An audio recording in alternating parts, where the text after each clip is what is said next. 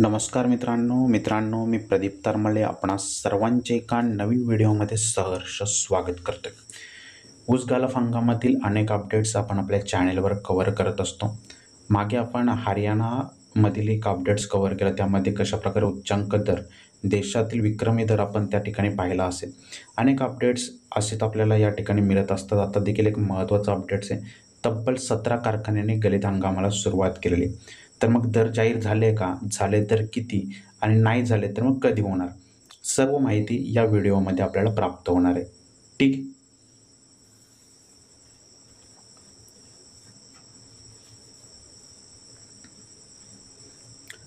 तर मित्रांनो, चॅनल आपण सबस्क्राईब केलं असेल, आता पुढे चाल। या ठिकाणी आपण सांगली जिल्ह्यातील या ठिकाणी अपडेट्स कव्हर करतो। आपण पाहाल तर तब्बल 17 कारखान्यांनी गलित हंगामाला सुरुवात केलेली आहे। कशा प्रकारे पार्श्वभूमी आपण समजून घ्याल।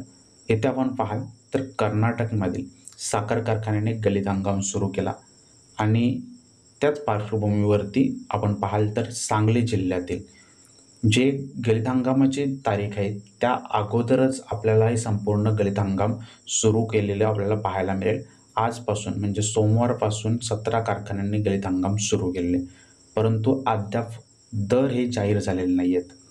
संभाव्य दर आपण पाहाल तर 3,500 प्रति टनाचे या ठिकाणी मिळण्याची शक्यता वर्तवली जाते। पण आपण या दरामध्ये सहमत आहात का? कमेंट सेक्शनमध्ये नक्की कळवा। तर शेतकरी संघटनांनी कशाप्रकारे दर जाहीर व्हावेत अशी मागणी केलेली आहे, तर 3,751 रुपये प्रति टनास दर मिळावेत अशी मागणी आपण पाहाल तर शेतकरी संघटनांनी या ठिकाणी इकडे केलेली आहे। परंतु या मागणी दरम्यान आपण पाहाल तर कारखान्याने कोणतीही भूमिका स्पष्ट केलेली नाही आहे। त्यामुळे दर संबंधित अपडेट सध्या आपल्याकडे ठोस अपडेट असं काही नाही आहे, परंतु येत्या काही दिवसांमध्ये ते आपण नक्कीच क्लिअर करू। तुर्तास आपण पाहाल तर 17 कारखान्यांनी गलित हंगाम सुरू केलेले, संभाव्य दर 3,500 रुपये प्रति टनापर्यंत आपल्याला मिळण्याची शक्यता आहे, आणि अपेक्षित दर 3,751 हे शेतकरी वर्गाकडून आपल्याला पाहायला मिळत आहे। तर असं अपडेट्स होतं, समजून घेतलं।